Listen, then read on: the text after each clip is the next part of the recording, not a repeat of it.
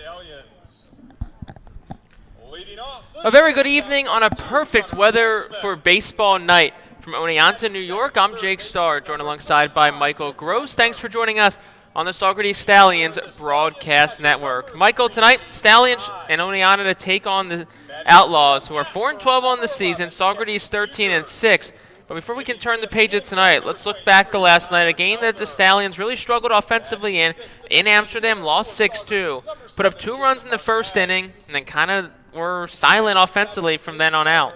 Well, the main number to look at is that the Stallions were 3 for 17 with runners in scoring position. They left 14 guys on, 9 of them in scoring position. And like I said, 3 for 17 in scoring position, that is not going to win you ball games. It doesn't matter what you do. If you keep all those guys on and you only bat, what is that, like 160, 170 with guys in scoring position, that's not going to win you ball games. And last night, Reimer pitched decently well except for that one inning.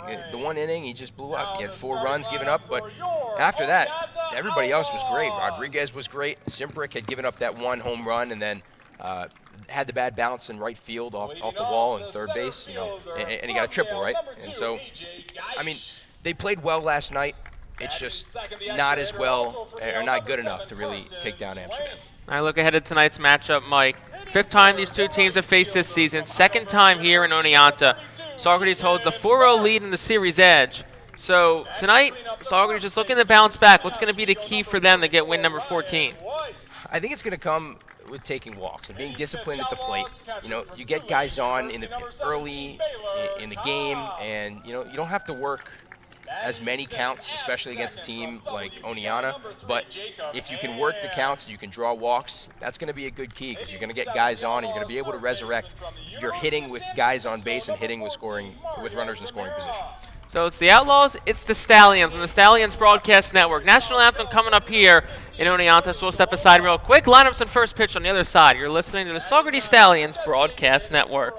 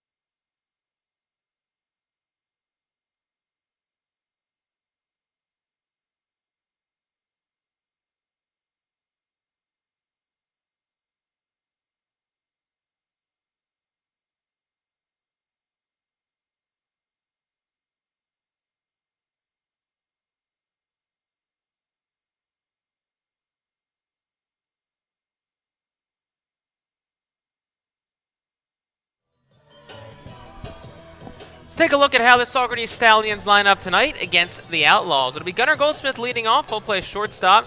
Fritz Genther bats second. He's playing third. JP Tide is the catching, batting third.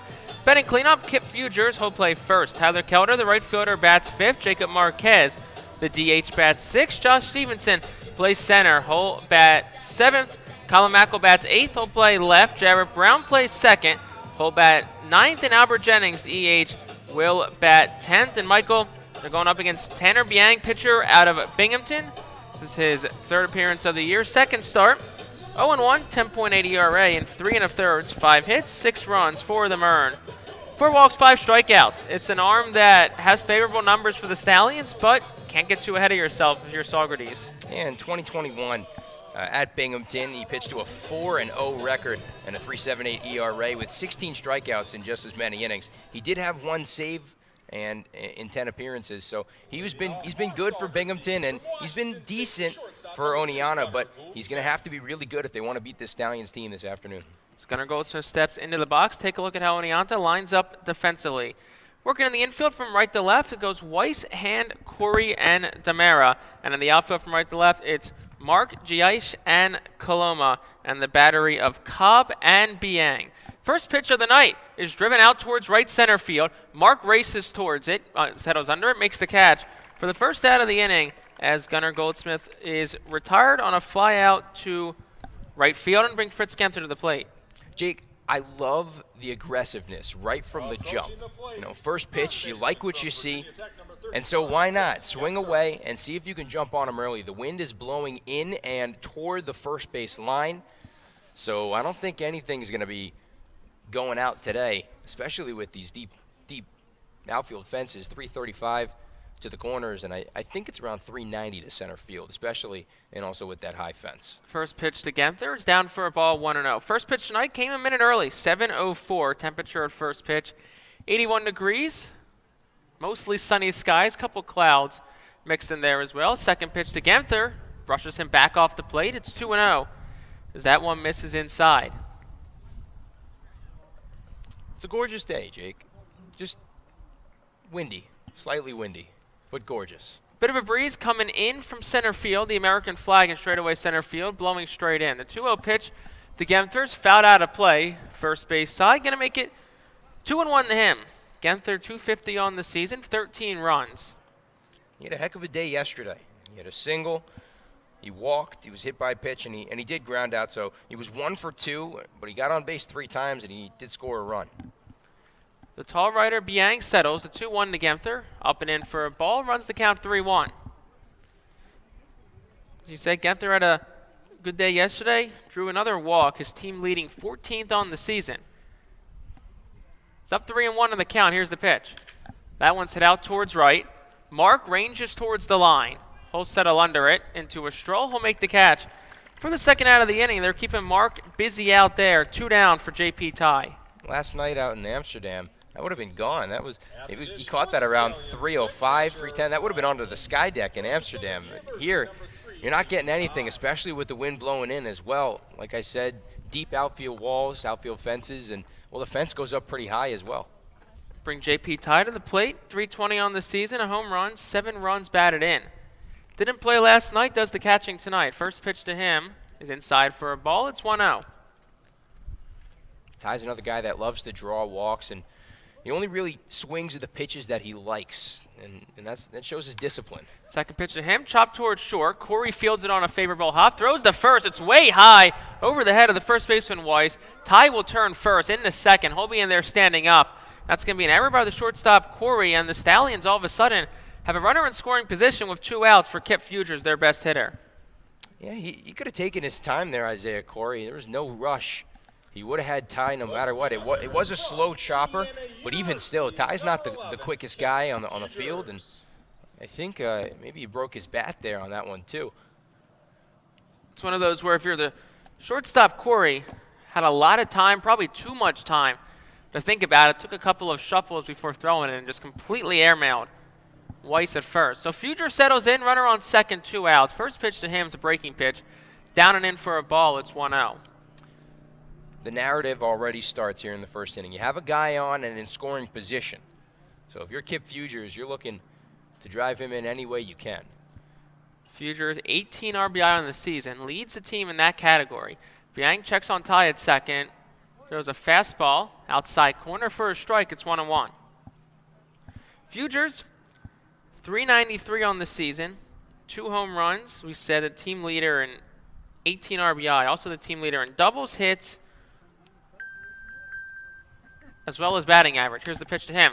That one's grounded back up the middle. Coming over is the second baseman, Ham. Fields it on the left field side of the bag, and he fires at the first. It's in time, and that will retire the side. No runs, no hits. 1 runner left on base for the Stallions. We'll head to the bottom half of the first on the Saugerties Stallions Broadcast Network.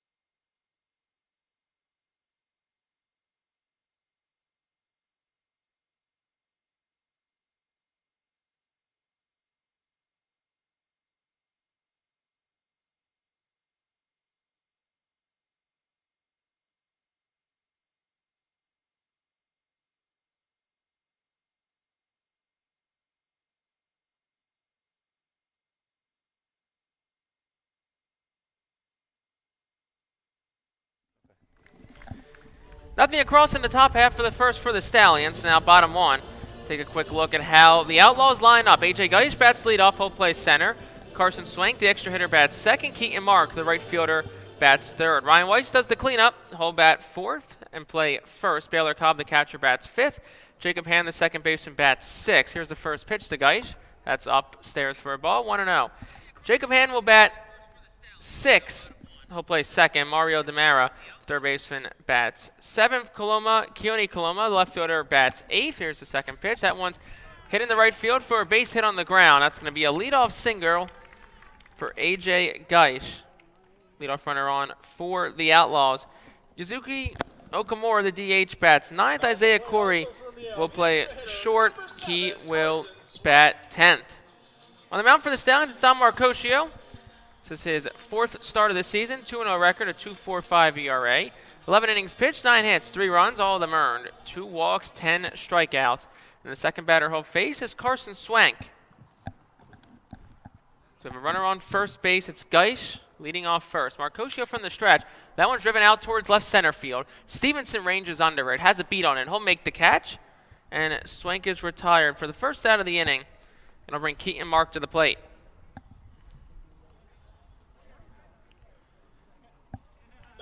Mark 375 on the season, leads the team, tied with Swank in batting average. Also the team leader in hits with 15 and doubles with 4.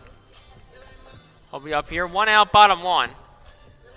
As A.J. Geisch, who reached on a leadoff single, leads off first. Marcosio, the tall righty, toes the first base side of the rubber, throws back over to first, checks on the runner. Geisch back in there safely, head first dive. And we'll do it back to Mark again.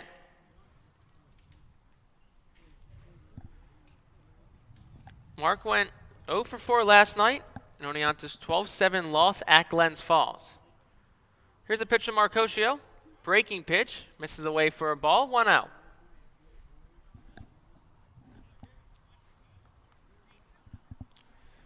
Last time out from Marcosio was back on June the 20th at Glens Falls when 4 innings, gave up 2 hits, a walk, 5 strikeouts. No runs, picked up the W in that game. As that ball is hit hard towards right field, going towards the foul pole, and it's going to be out of play, foul. So a long strike number 1 for Don Marcosio, and Keaton Mark is even at the count at 1 apiece with 1 out and a runner on first.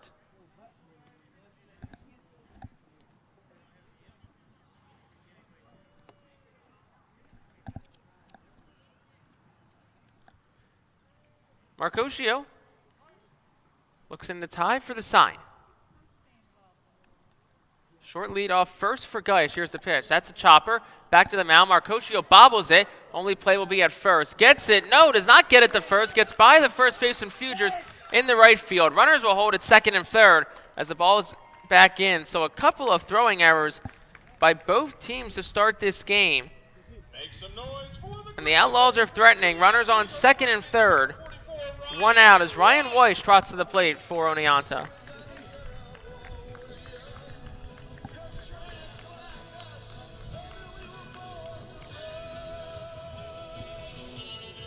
Weiss 326 on the season, 5 runs, 4 RBI.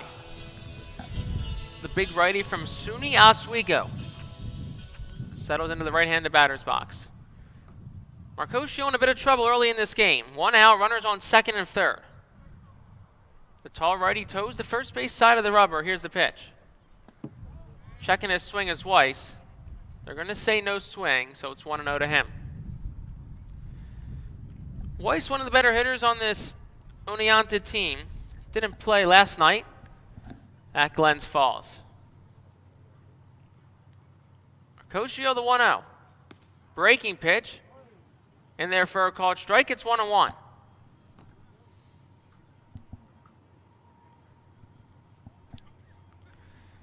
Baylor Cobb awaits on deck. AJ Geis leads off third. Keaton Mark leads off second. Here's the 1-1 to Weiss. Fastball misses upstairs, 2-1. As a train makes its way by, just behind us, our vantage point is field level directly behind home plate. 2-1, 1 out to Ryan Weiss. Here's the pitch. That's a breaking pitch. Misses outside for a ball. It's 3-1. You do have a base open to Weiss, so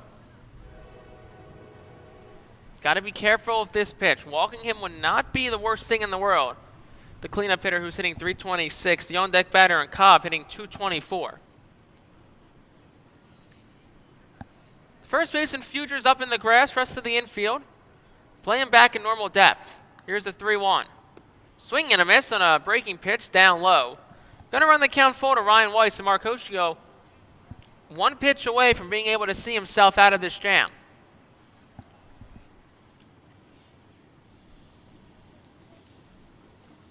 Marcosio was set at the letters. Here's the 3-2. That one's back towards the middle. It's going to split the defenders and get in the center field for a base hit. 1 run scores. Rounding third is Mark. Stevenson bobbles the ball in center. So Mark will easily score. It's an RBI single for Ryan Weiss, and it's an early 2-0 lead for Oneonta. Next up for your We don't need video.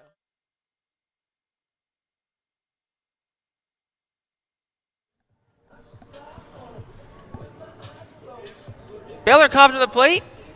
So as Oneonta takes a 2-0 lead. Runner on first is Ryan Weiss. He just had an RBI single. Here's the pitch. That one is hit foul. Third base side and out of play. Into the concourse towards the concession stand. Going to make the count 0-1 to Baylor Cobb. Cobb hitting 224 on the season. Team leading 10 RBI. Here's the 0-1 to him. That's a breaking pitch. In there for a called strike on the outside corner, 0-2.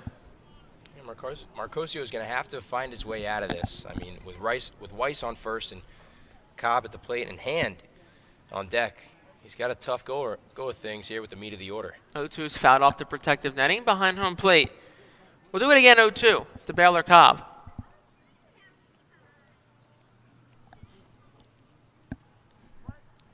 Ryan Weiss leads off first. He singled, drove in 2 on that.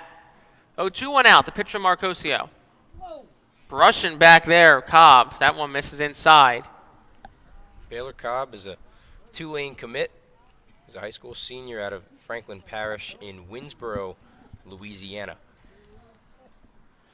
Much like Josh Stevenson standing in center field. Cobb, also from Louisiana, heading to school down there as well. The 1-2 from Marcosio, swing and a miss on a breaking pitch down in the dirt. That'll be the first strikeout of the night for Marcosio and the second out of the inning. And it'll bring up Jacob Hand with 2 outs. Bottom 1, 2-0 Oneonta. It's a Mid-Hudson Valley Federal Credit Union strikeout as well, the first one of the night, like you said. Take a look at how the Stallions line up defensively. Right to left in the infield, it's Fugers, Brown, Goldsmith, Genther. In the outfield, right to left, Kelder, Stevenson, Mackel. And then the battery of Ty and Marcosio combined for a ball right there. It's 1-0.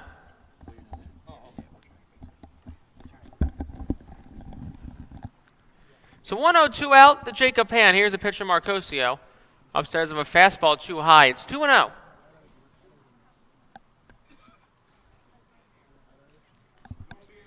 Hand, 296 on the season, 8 runs scored, 5 RBI. Up in the count, 2-0. Pitch from Marcosio. In there for a called strike, it's 2-1.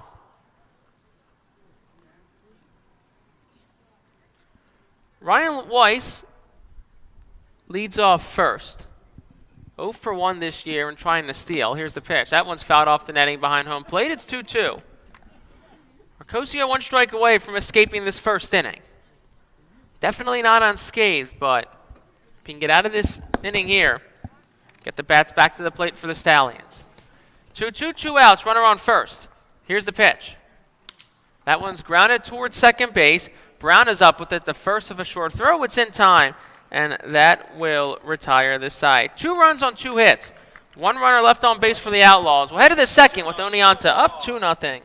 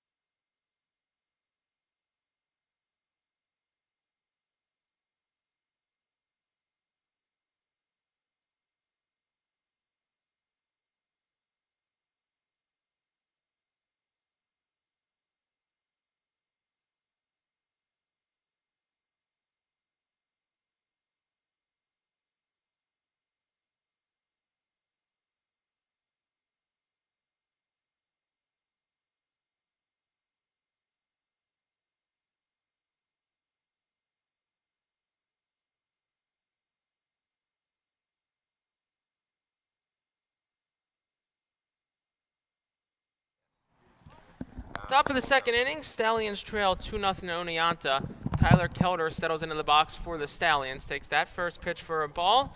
It's 1-0 to him. Kelder 268 on the season. 2 home runs, 12 runs driven in. Here's the 1-0 from Biang. That one misses down for a ball, 2-0. Back in the bottom half of the first inning, Oneonta got a leadoff single from A.J. Geisch. Then Keaton Mark reached on an error by the pitcher Don Marcosio. And that moved runners to second and third, and then a single by Ryan Weiss gave Oneonta an early 2-0 lead. As Kelder takes that fastball for a strike, it's 2-1.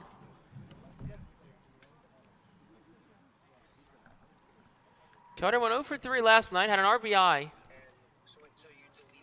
And a strikeout. Fouls that one off. Right by the Outlaws, dug it on the third base side. Makes it 2-2.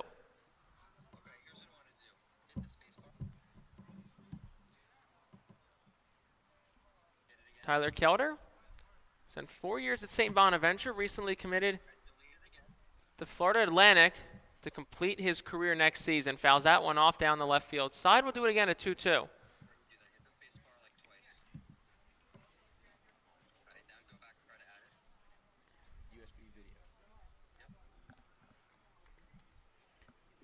Jacob Marquez waits on deck for the Stallions.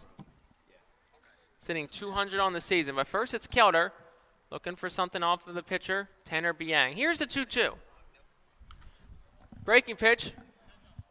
Fouled off behind home plate over our vantage point and out of play over the fence of the stadium into the parking lot. As Kelder fights off that pitch, we'll do it again at 2-2.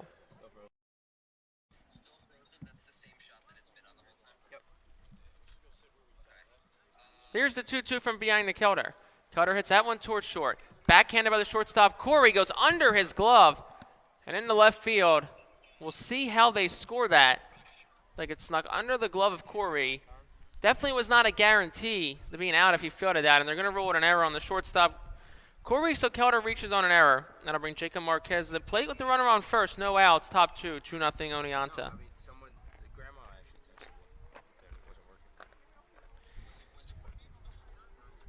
Second error tonight for the shortstop, Corey.